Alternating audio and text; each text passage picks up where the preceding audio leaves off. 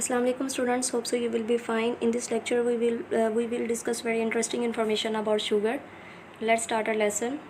Media techniques, where it comes from. First topic is where it comes from. मतलब ये कहाँ से आती है.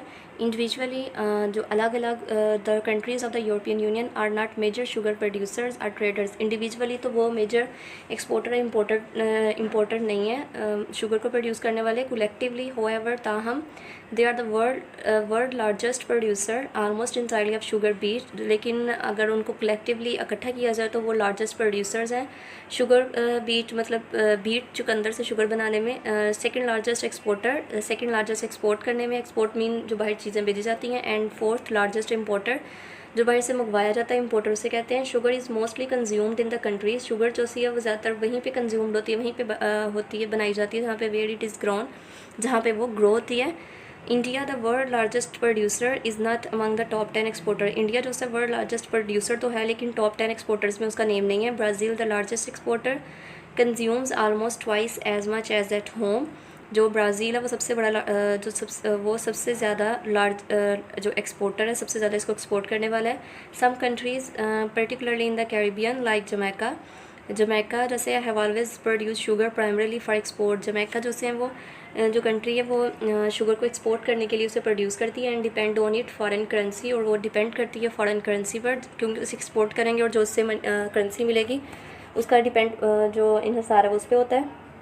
Other countries like Australia the world largest second largest exporter.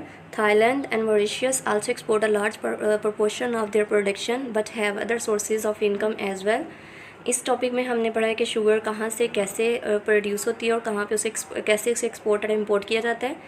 Next topic is obesity. Obesity mean fatness, जो sugar की वजह से जो वेट गेन हो जाता है वो इस टॉपिक में होगा. There is overwhelming evidence that a high intake of energy dense nutrient poor foods with high level of sugar and saturated fats combined with reduced physical activity promotes weight gain. ये जितनी भी sugar की चीज़ें हैं वो सारी की सारी वो क्या करती हैं, प्रमोट करती हैं वेट गेन करने में.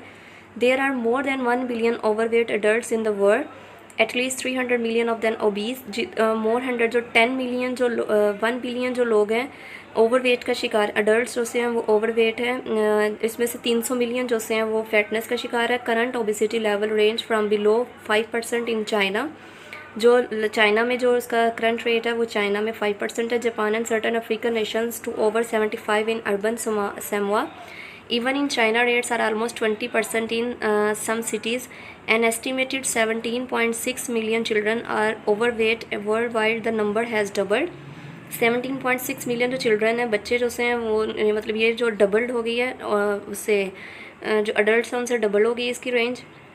And for adolescent trebled in the US since 1980. In Thailand, the prevalence of obesity in 5 to 12 years old rose from 12.2% to 15.6 in just 2 years. 2 years के दौरान जो थाईलैंड में जो ओबिसिटी रेट है वो जो 5 से 12 years ओल्ड के जो बच्चे हैं उनके दरमियान 12.2 से बढ़कर वो 15.6 हो गया. Obesity accounts for 2 to 6% of total health care cost in several developed countries.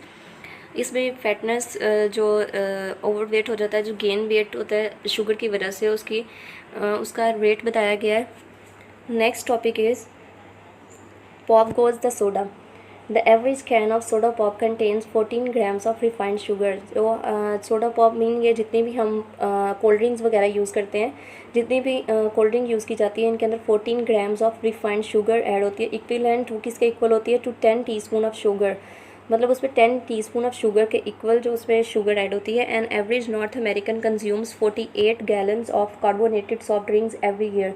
American जो से हैं वो कंज्यूम करते हैं 48 gallons जो सी हैं 48 gallons जो सॉफ्ट ड्रिंक्स की हैं वो हर साल प्रोड्यूस करते हैं. The US department of the agriculture recommends that on average no one should consume more than about 40 grams of refined sugar per day.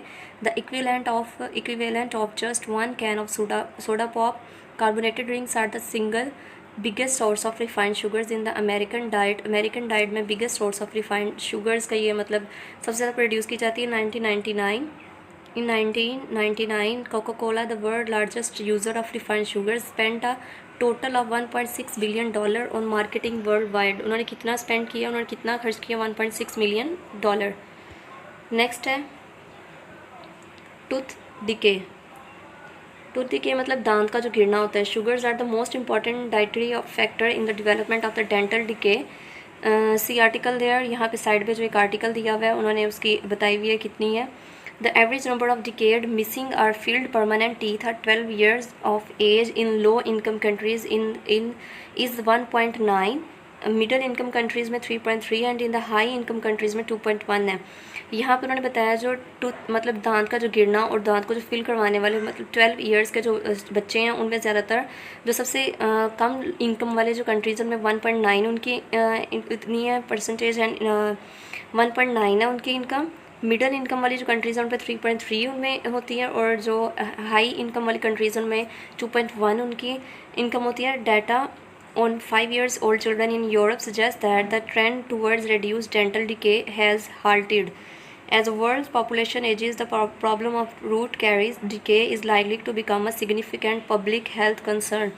ये सबसे ज़्यादा प्रॉब्लम जो सी है पाई जा रही है, सबसे ज़्यादा प्रॉब्लम जो इसे कंसिडर किया जा रहा है क्योंकि जितना ज़्यादा शुगर का और जितना ज़्यादा कोल्ड ड्रिंक्स और इनका यूज़ किया जाएगा उतने ज़्यादा जो टूथ प्रॉब्लम है उतनी ज़्यादा वो इंक्रीज़ होगी. Next we discuss some difficult words. First word is consumed. Consumed mean absorb करना, throw away मतलब उसे फेंक देना. Obesity fatness होती है. Adolescent growing मतलब बढ़ना. Recommend करना, justify करना, किसी को advice करना, recommend उसे बताना कि ये चीज़ अच्छी है कि नहीं है. Tooth decay होता है decline मतलब दांत का जो गिरना होता है उसको कहा जाता है. Halted होता है break कर देना, तोड़ देना.